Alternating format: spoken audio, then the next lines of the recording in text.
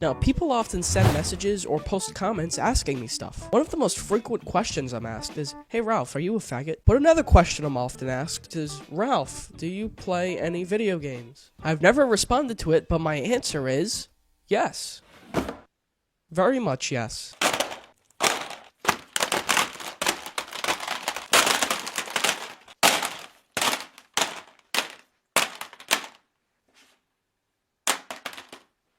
I play games on my Mac, I own 2 PS3s, an Xbox 360, and a huge gaming library. This huge stack isn't even all of them. These aren't counting the ones I sold or gave away. I'm kind of a spoiled brat, but since I have a lot of video games and for the most part enjoy them, I figured why not make a list of the best ones. Now those of you who love video games are going, yay! But those of you going, oh, video games are for children, stupid children who play with toys, you're really missing out. I was like you also. When I was younger, I thought video games were just a toy. You hold a controller, you punch some people, you have fun, and you put it down. But now it's grown beyond that. There are some video games that are actually better than most movies that come out. And it crossed the line from being considered a toy to actually being considered art. And I think everyone should give it a try. So you might as well start with my list. This is my list of the greatest games of the previous generation. So that's like 2000 something to 2000 now. Here are some runner-ups. Really fun kids game, not good enough to make this list. The best fighting game, not good enough to make this list. A really immersive world that is ruined by terrible glitching. Really good story with weak gameplay. Same thing. Really good gameplay with weak story. Same thing. The first two before they started to suck, and I enjoy murdering people in cold blood. And also the orange box. Minecraft. Now, just because it's on my list doesn't mean it's perfect, but oh my god, I don't think I've pumped more hours into anything. Alright, maybe a few things. But this game is just so wonderful. I mean, you have this whole world to explore and build. It's amazing. All the different game modes, all the different maps people create, all the different cities people create stories. It's just amazing. And I'm hard-pressed to find any other game that makes it so easy and so rewarding to just create. Again, it isn't perfect, especially the end. Is that the end? I know! What the fuck is this? I don't know! I don't fucking know! What is this? What am I reading? What am I reading? This is like poetry by a 13-year-old. But it's a good game otherwise. Dead Space 2. The best survival horror game ever. Most survival horror games suck because they're boring. Most of them are just walking around and they expect you to be scared when there's a jump scare. Fuck you, fuckball. Some horror games are too focused on action. But Dead Space just meets right in the middle, and it's a perfect blend of action, story, violence, and horror. These games are fucking scary to play, but they're also awesome. It takes all these elements and mixes them together beautifully. Dead Space 1 was pretty good, and so was Dead Space 3, even though it focused a little bit too much on the action. But none of these games can match up to Dead Space 2. It is the Alien of video games. We're all gonna burn for what we did to you.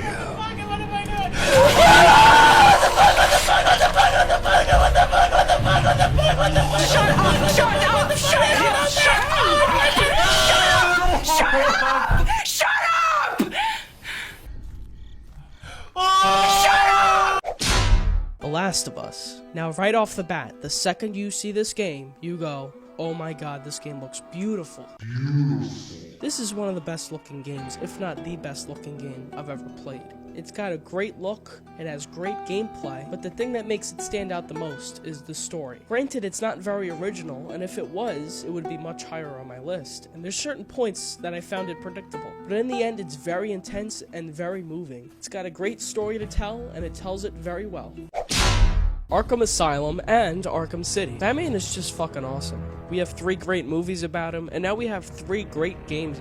2 great games about him. No one expected Arkham Asylum to be any good, let alone great. And it was such a shock when people just fell in love with Arkham Asylum. The fighting is great, the story is great, and the game has a very unique visual style. It combines this gritty reality with like a comic book. And all the characters and environments are a little bit exaggerated, but not too much.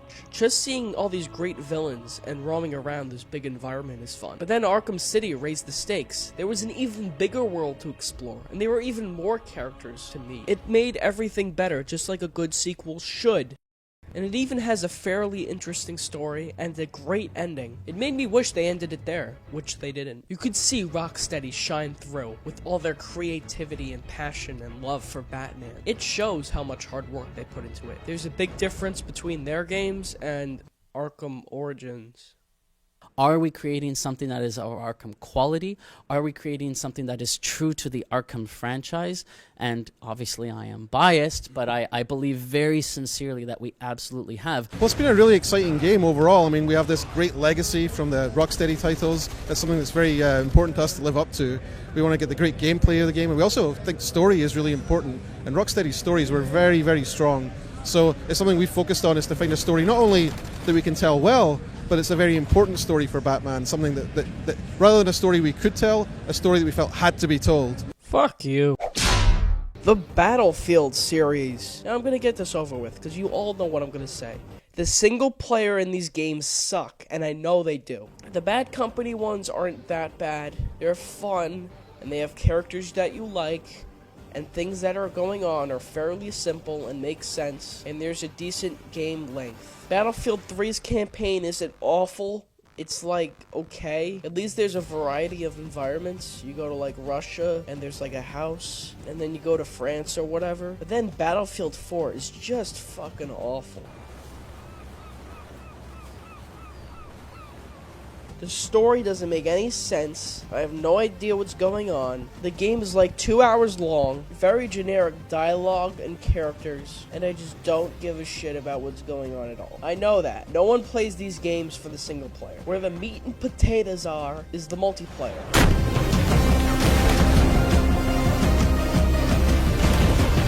That's why everyone plays these games. And as far as I'm concerned, this is the greatest multiplayer ever. It is the best. The graphics always blow my mind. The large teams and giant maps always blow my mind as well. And it is very rewarding to play. And that's all I want. But never, ever, ever, ever buy these games for the single player. You buy them to play with your friends and team up and shoot bad guys.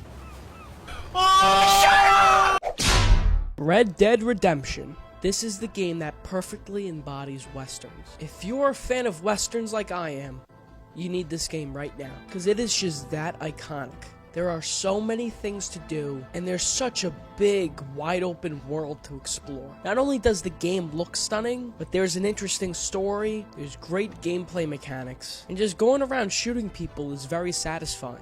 You can be that outlaw, man with no name that you see in all these great westerns. Or you can be the law and fight for good or whatever, which I never do. This game gives you the freedom to explore. Any fantasy you've ever had of being in the West, or getting in a shootout, or being in a standoff, you can live it here. And that's what makes it one of the best games ever. Portal 2. Now, I don't have any hesitation when I say this. This is the funniest game ever made. Most test subjects do experience some cognitive deterioration after a few months in suspension. Now, you've been under for quite a lot longer, and it's not out of the question that you might have a very minor case of serious brain damage. But don't be alarmed, all right? Although if you do feel alarmed, try to hold on to that feeling, because that is the proper reaction to being told that you've got brain damage. Almost every single line of dialogue that comes out of these characters' mouths is hysterical. This has been a game that I've played a lot, and every single time I play it, I still laugh. And I also find new things to enjoy about it. I don't know how many times I've played through this thing, but every single time I've played it, I left that living room happy. There was one summer where one of my friends was seriously injured, and every week he would come over to my house and watch me play Portal 2, and he fucking loved it. Not only is it funny, but it's a great puzzle game. Usually I hate puzzle games, but these puzzles are challenging enough. They're not too hard and they're not too easy, but the jokes and story is what keeps you going. And that's what makes this the funniest game of all time and the best puzzle game of all time, without a minor doubt. Look for a switch that says escape pod. All right, don't touch anything else.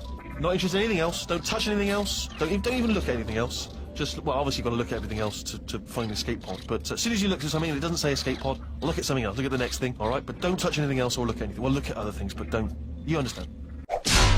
BioShock Infinite. This may in fact be the greatest story I've ever seen in a video game. There are so many twists and turns. Within the first hour alone, there are so many interesting characters. It's so original, so unique. I've never quite seen anything like it. I really didn't like BioShock all that much. I mean, it's fine, but it didn't blow me away like it did other people. This is the one that blew me away. I would love to say more, but I really don't want to. This is movie quality storytelling, and it's also very tense. Throughout the entire game, I was not bored once. I would love to make it #1, but unfortunately, there are a few games that are better.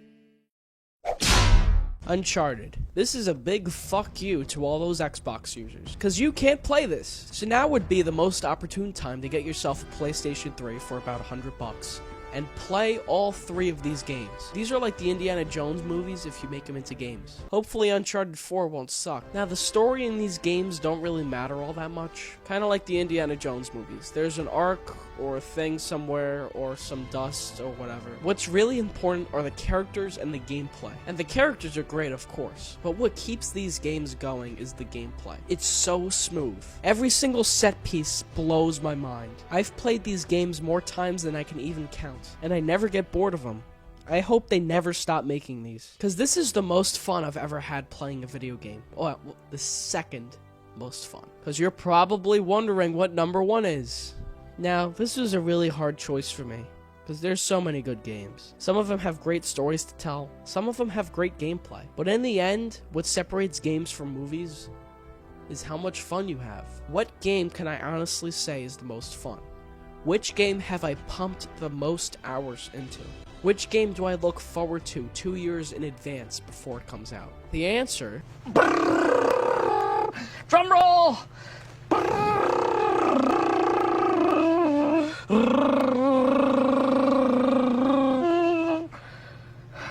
Is Grand Theft Auto. It's kind of overwhelming. There is so much shit to do. I've played these games, I don't even know how many hours. I'm talking about hours and hours and hours. The world is huge, and there's a lot of stuff to do in it. And the missions are really fun. I don't know where to start. There's just too much. There's too much to do. This is a game that could last you years. Because GTA 4, GTA 5, they're just... I can't... Okay, that's it. Like, I got nothing. There's so much shit in here. I can't. There's too much. There's just too much. Just play it. Just play it right now. So there you go. Those are the video games I like. And if you like this video, maybe, just maybe, I'll do more video game reviews. Just like I review movies and just like I review television. How would everyone like that? Where's the